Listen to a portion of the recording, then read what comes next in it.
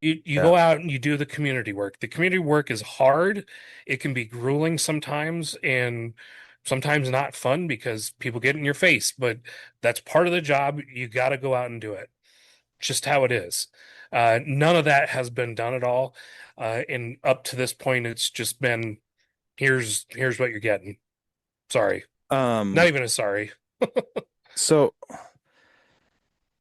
trying to see if I can understand this. So, okay, so we've got the growers, their sort of workaround is keep good notes, right? And trust that we're going to take your good note keeping.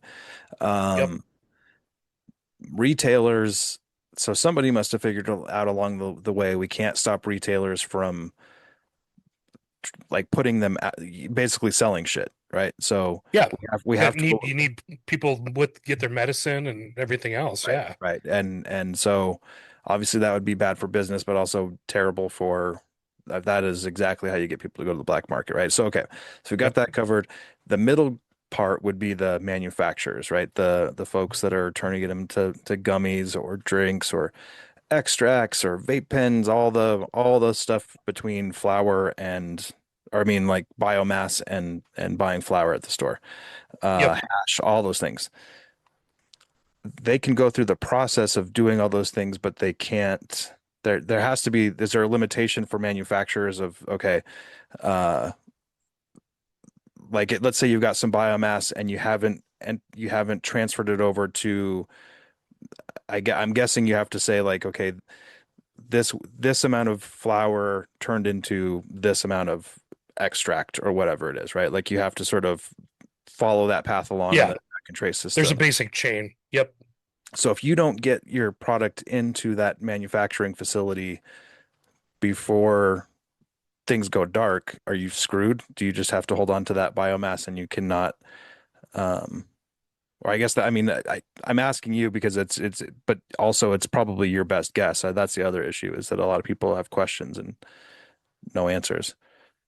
Well, right now, knowing how things are going to work, it's going to be difficult for manufacturers too because there's a conversion process in BioTrack right now. So you start with your raw flour and then it gets converted to a different form, whether that's uh, cannabis for well no there's even a step in between. I can't remember what RSO would be considered, but that's basically the crude oil that comes from the first step of the extraction process with And solvents. But each step there's a conversion. everything's by weight, right? So Exactly, it's all by weight. you can go from let's say 20 pounds of raw biomass turns into whatever ounces instead of pounds. Now it's become ounces or liters or I don't know. Yeah, I'm yeah, mixing measurements here, but like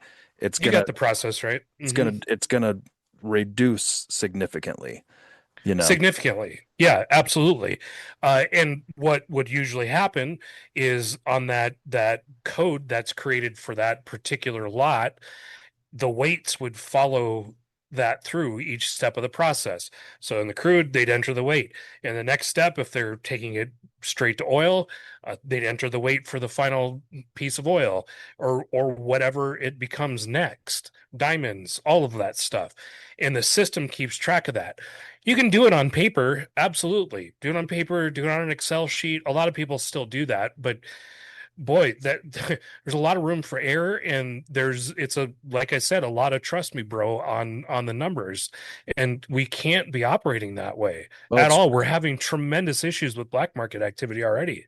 trust on multiple levels. It's the state trusting that an operator is not fudging some numbers on the spreadsheet. Also, there's some trust in there that people actually will do it better than I mean, I remember going back to the again off on a side note, even when BioTrack was around in the early days of the medical program, uh, even though BioTrack tracked all that stuff, the annual reports or monthly reports from operators, I remember this, were self-reported.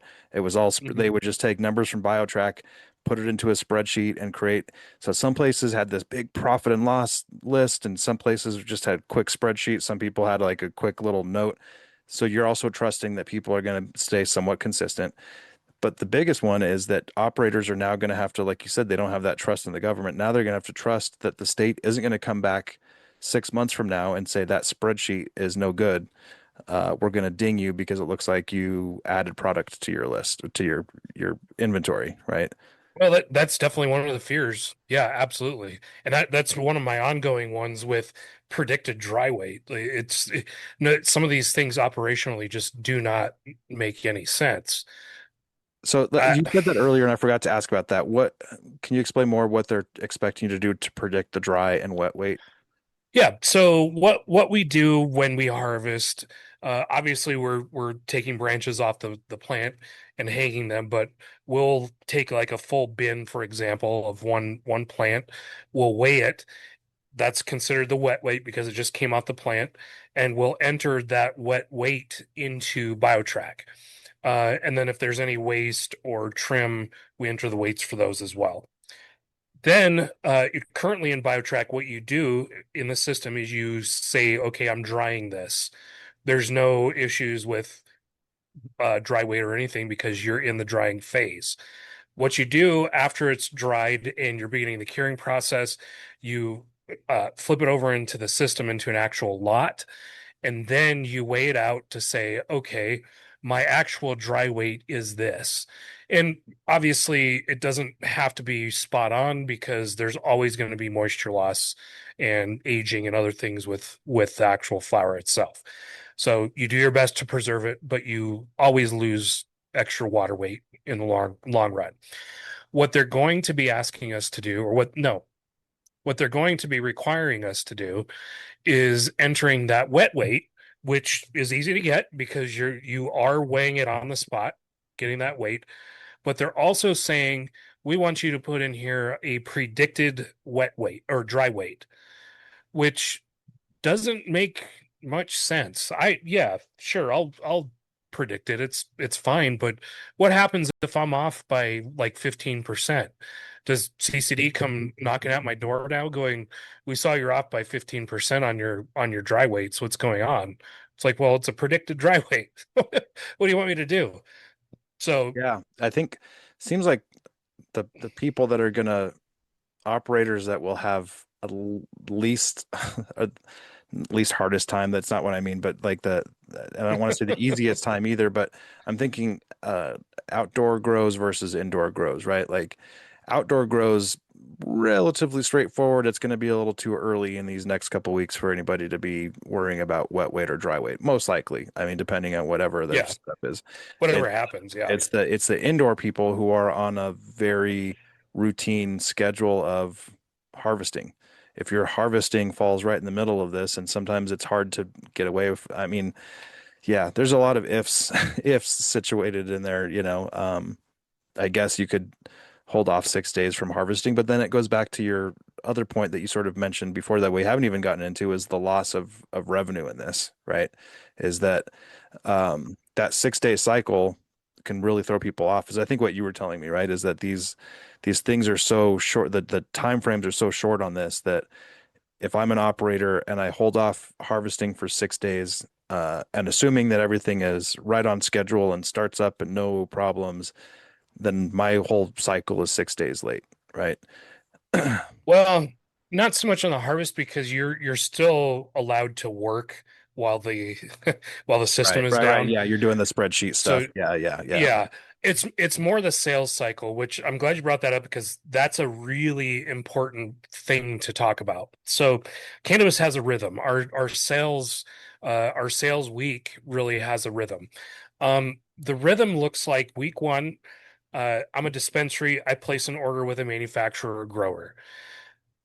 During that same week, the order is put together and fulfilled and entered into BioTrack. Week two typically is I've got arrangements with a courier company to come pick my order up and deliver it. That does not usually happen until mid to end of week for a lot of places outside of Albuquerque and outside of Las Cruces. Um, so really, the sales cycle is a 2 week cycle. What you're doing by shutting down operators from being able to conduct commerce i.e., make sales, is cutting that, or I'm sorry, increasing that sales cycle from 2 weeks up to 4 weeks, because now you're behind by 2 weeks. You got to shove it into the next 2 weeks and make it up. So really, the sales cycle is going to be behind by a month for a lot of operators. That means lack of revenue for really up to a month, because you're not going to see the revenue spigot turned back on day seven. It doesn't happen like that because of the rhythm. So you're completely throwing that rhythm off. You're completely throwing the system into disarray for at least a month when it comes to cash flow.